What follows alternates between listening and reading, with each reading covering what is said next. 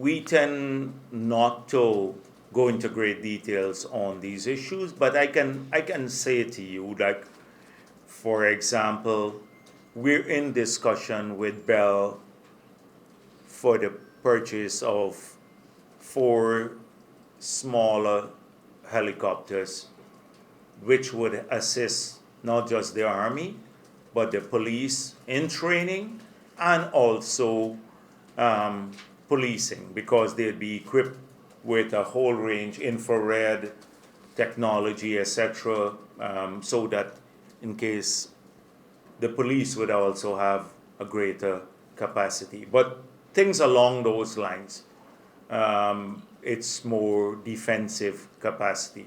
You know already we're exploring, we have with India a line of credit for some maritime assets to ensure that we better police our exclusive economic zone.